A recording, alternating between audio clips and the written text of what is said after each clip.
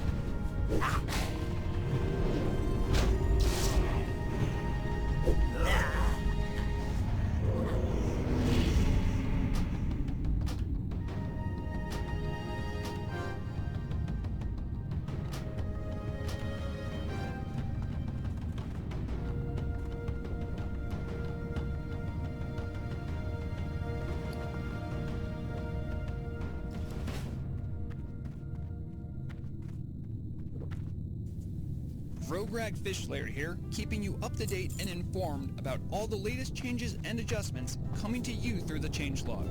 Today we'll look at the various changes coming off the heels of the patch for the community for the week of November 5th, 2024.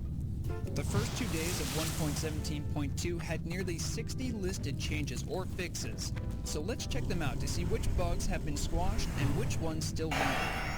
Azeroth was recently rocked by a major mana storm and earthquakes emanating from the Tower of Karazhan. Lead arcane researchers from the Kirin Tor have warned that something within the tower has upset the balance of the magical ley lines throughout the world. This set off a series of chain reactions that have caused a multitude of headaches and confusion for the many adventurers in Azeroth. This is just a cursory listing of some of the bizarre happenings that struck the world just days ago. Toy makers from Gadget Town to Tinkertown suddenly found their devices, from instant pop-up Christmas trees to horomatic mobile moonwells, started to replicate themselves, even though all licensed toys have a strict playtime limit. Some toys have since settled down, but others remain capable of replication. Make sure to use your toys responsibly. Fishers from Telebim Island sent word for help when their boat dock collapsed. A clever fisher discovered what seemed to be a pool of fish that was infinite and brought several cartloads of fish to the dock. The local markets had never seen such a bounty, which was punctuated with a thundering crash of the dock, which was not able to sustain the weight of the magically reproducing fish. The dock has since been fixed and the magical fishing spots have been reverted to normal.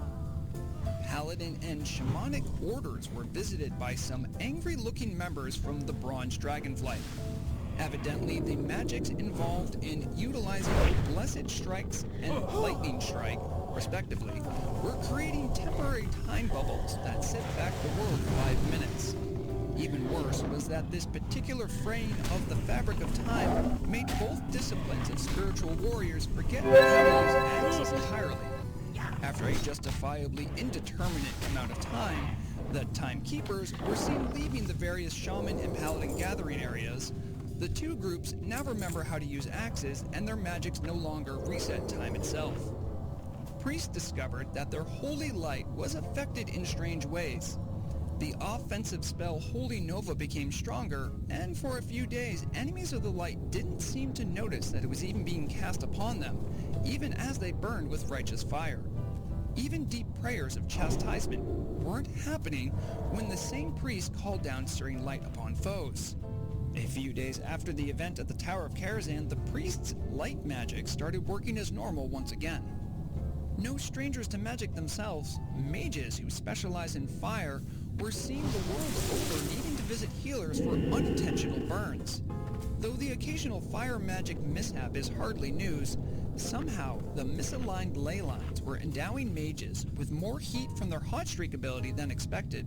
Fortunately, the ley lines have calmed down enough to allow the more stable and regulated flows of fire magic to occur without trips to a local priest. And finally, the nameless shadowy figure who lurks in the training grounds like Valley of Trials and Northshire Abbey, who can be seen trying to goad the naive into challenges of great daring, started acting more peculiar than normal following the earthquakes. Those foolish or brave enough to try taking on one of his many challenges found that the man spoke no recognizable language, though one gnome researcher claims that it's a language called binary. For a short while following the Mana Storm event, even the most bold new adventurer could not speak to the cloaked figure. Fortunately, reports as of late have indicated that the shadowy man is back to his old tricks, laughing as he condemns another hardcore player to death. I feel like someone should maybe arrest him, no? That completes the changelog roundup for the last few days. There are no doubt many fixes coming soon, so make sure to check out the server announcements where they have been posted recently so you can keep on top of all the latest 1.17.2 bug fixes. I've been Greg Fischler, Everleaf Radio, reminding you all to stay informed, because the deadliest weapon is knowledge. Hey there, Azeroth, Zabo here, your tech-savvy goblin extraordinaire. Just got back from the Gnomish Gadget Gala, and let me tell you, those gnomes sure know how to make things that go boom. I tried out the contraption that's supposed to make toast in half a second. It worked. It also made my eyebrows toast. Ah, good times. Fancy a culinary journey into the depths of despair. Gourmet's Feast of Despair serves dishes that will make you question your life choices. Each bite brings you closer to realizing that maybe eternal hunger isn't such a bad thing. Zabo here. Ever had a chat with a Jolas in death? It's like deciphering gnomish riddles with your ears. For a second, they've got this whole thing with the rotting flesh going on.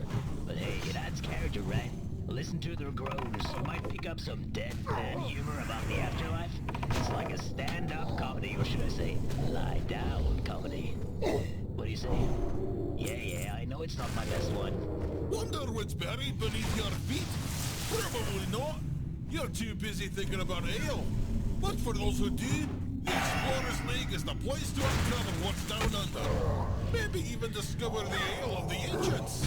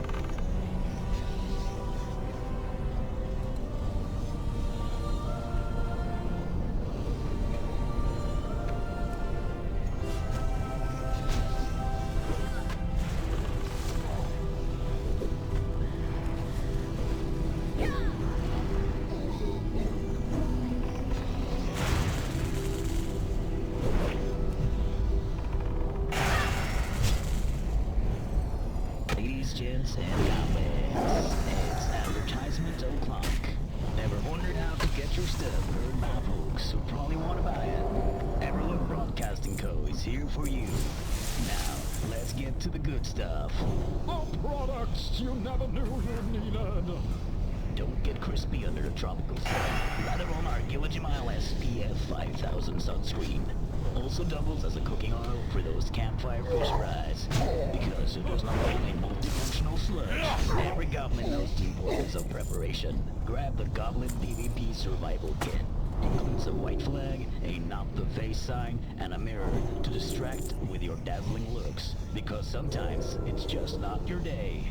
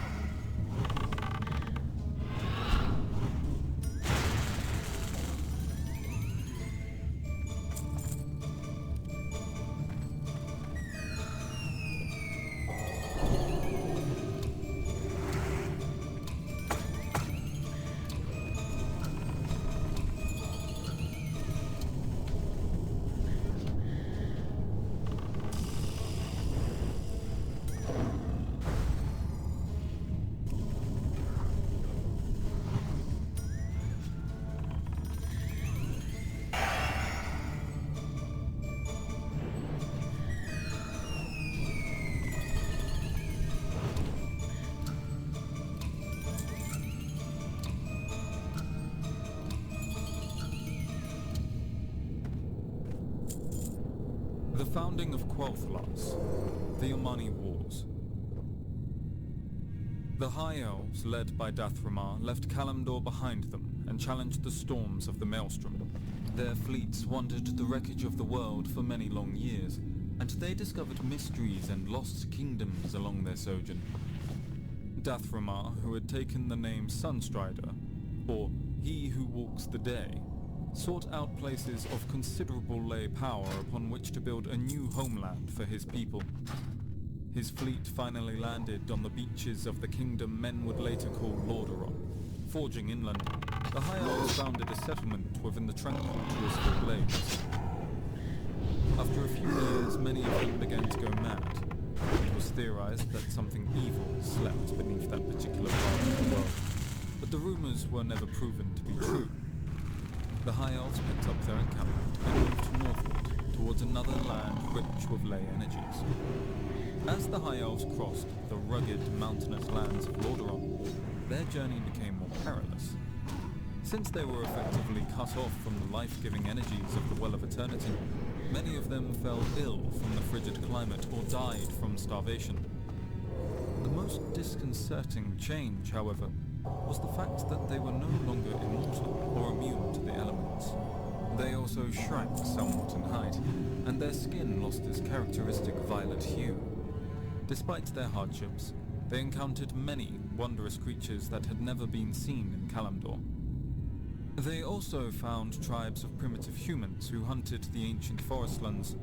However, the direst threats they encountered were the voracious and cunning forest trolls of Zul'Amar. These moss-skinned trolls could regenerate lost limbs and heal grievous physical injuries, but they proved to be a barbaric, evil race. The Omani Empire stretched across most of northern Lordaeron, and the trolls fought hard to keep unwanted strangers from their borders.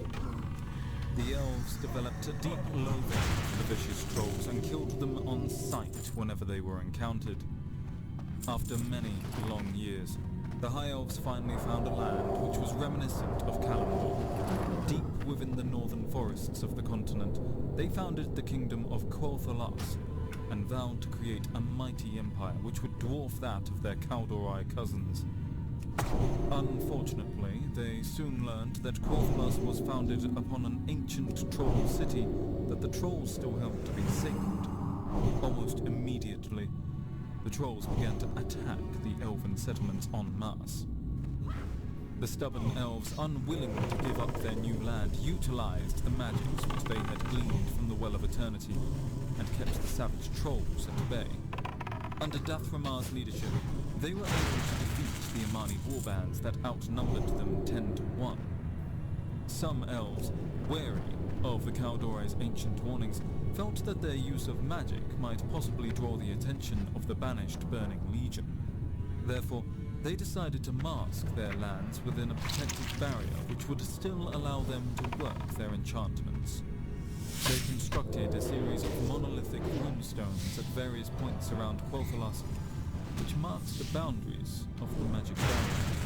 The runestones not only masked the elves' magic from extra-dimensional threats, but helped to frighten away superstitious troll warbands as well. As time wore on, Quel'Thalas became a shining monument to the High Elves' efforts and magical prowess.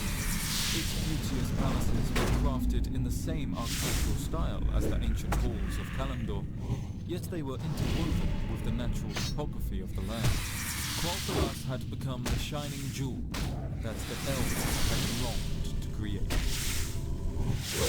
The Convocation of Silvermoon was founded as the ruling power over Quel'Thalas.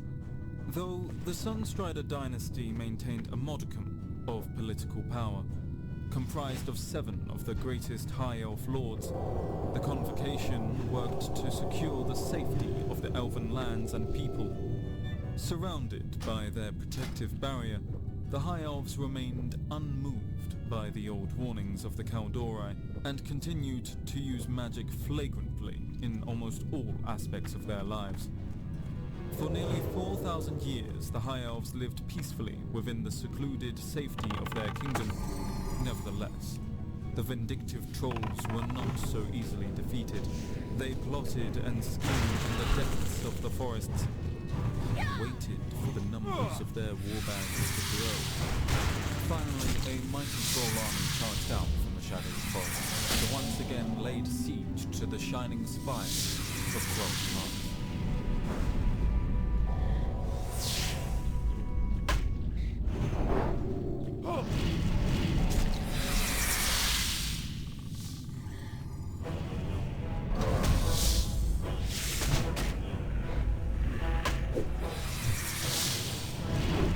Fellow champions of the Alliance, the echoes of the Third War still haunt our lands.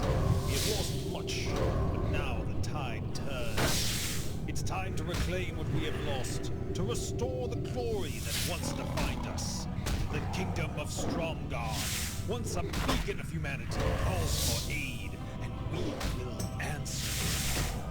The Alliance seeks every able-bodied man and woman. Arathi Basin is more than a battlefield. It's a symbol of our resilience, our commitment to reclaim our heritage from the Horde invaders. This is our moment to stand united, to fight not just for Stromgarde, but for the very soul of the Alliance. Join us, and together we will bring back the glory, honor, and peace that our people so rightfully deserve. For Stromgarde and the Alliance!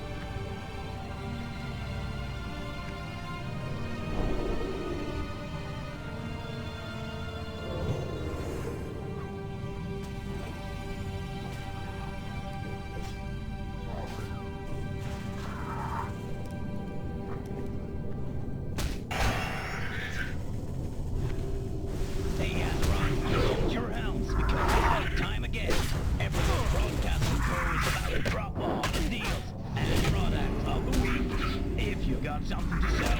Why aren't you on the list? And now, roll the adverts. Feeling the heat from your adventures? Cool down with our Ice Point Rock Icy refreshments. Frostbite in every step. Remember, if your tongue sticks to it, you're doing it right. Ever wanted your voice to echo in an ancient crypt? Try our Karazhan Crypt Electrical devices. Great for dramatic speeches and spooky brags. Batteries storage not included.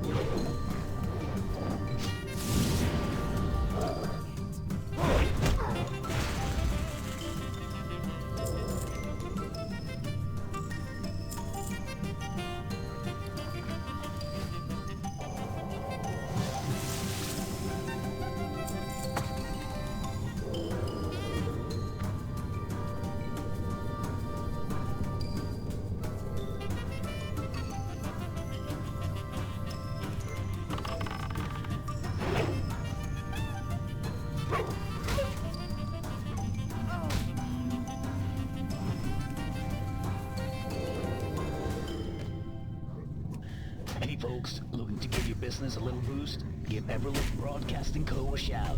We got ears everywhere. And speaking of, check out these awesome products our pals are offering. Want to see something new, scary? Come to the Darkwood Fair and seek entrance to the dreadful world. Inside, you'll be facing the deepest, darkest tales of troll lore. Spirits, voices, and echoes of ancient battles await you. Brave enough? See if you can make it through without calling on the law for protection.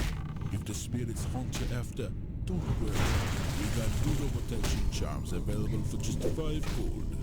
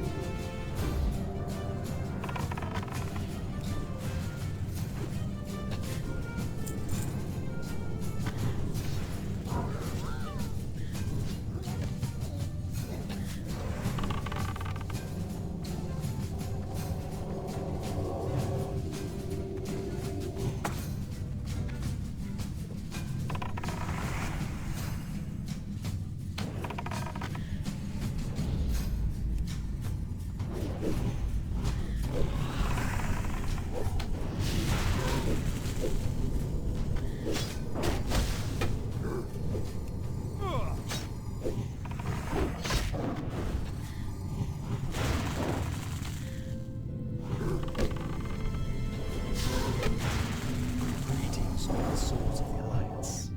The time has come to heed the call to arms and defend our sacred lands. For too long has the Horde encroached upon our forests, tainting the purity of nature with their relentless onslaught. We can falter no longer and must smite those who threaten the wilds. The time is now. Join us in the battle for Ashenvale, for our ancient forest is under siege, and the Kaldorei need your help. Now is the time to rally together and stand as one against those who dare defile our ancestral home. Visit your nearest recruitment center today. Together, we will face the Horde and show them that the Alliance is unwavering in its resolve. For Kalimdor and the Alliance.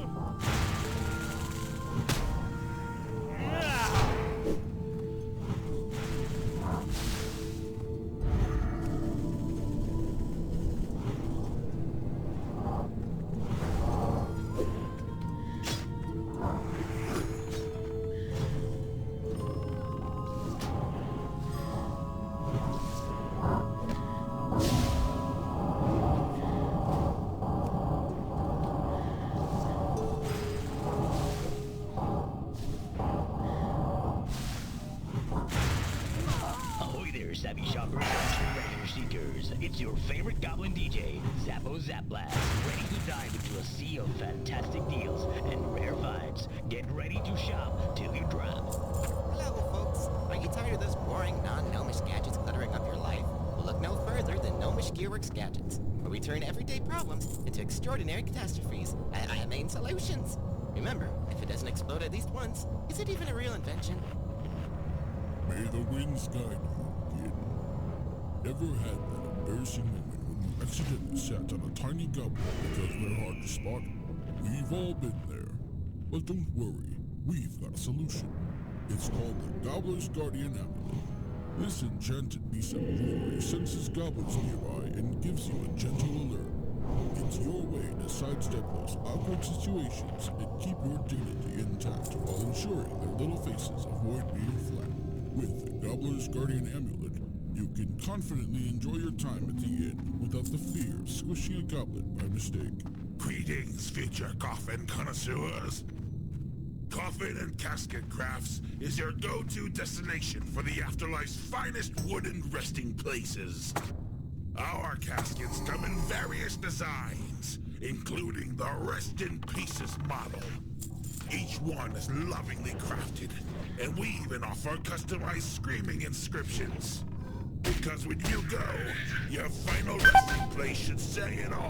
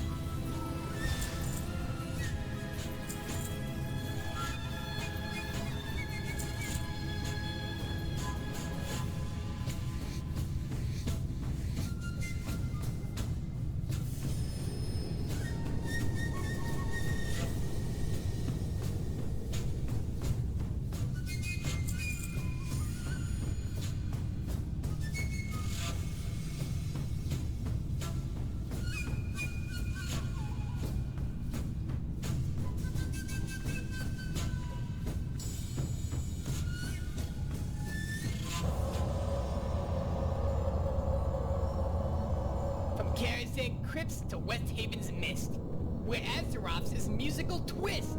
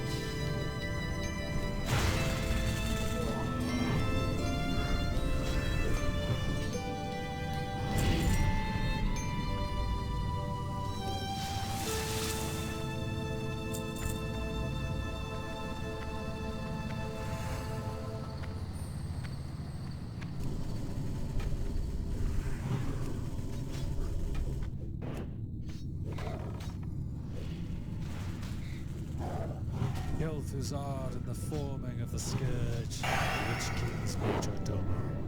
There were a handful of powerful individuals scattered throughout the world who heard the Lich King's mental summons from Northrend. Most notable of them was the Archmage of Dalaran, Kel'Thuzad, who was one of the senior members of the Kirin Tor, Dalaran's ruling council. He had been considered a maverick for years due to his insistence on studying the forbidden arts of necromancy. Driven to learn all he could of the magical world and its shadowy wonders, he was frustrated by what he saw as his peers' outmoded and unimaginative precepts. Upon hearing the powerful summons from Northrend, the Archmage bent all of his considerable will to communing with the mysterious voice. Convinced that the Kirin Tor was too squeamish to seize the power and knowledge inherent in the dark arts, he resigned himself to learn what he could from the immensely powerful Lich King. Leaving behind his fortune and prestigious political standing, Kel'Thuzad abandoned the ways of the Kirin Tor and left Dalaran forever. Prodded by the Lich King's persistent voice in his mind, he sold his vast holdings and stored away his fortunes. Traveling alone over many leagues of both land and sea, he finally reached the frozen shores of Northrend. Intent on reaching Icecrown and offering his services to the Lich King, the Archmage passed through the ravaged, war-torn ruins of Azjol Narab. Kel'Thuzad saw firsthand the scope and ferocity of Ner'zhul's power. He began to realize that allying himself with the mysterious Lich King might be both wise and potentially fruitful.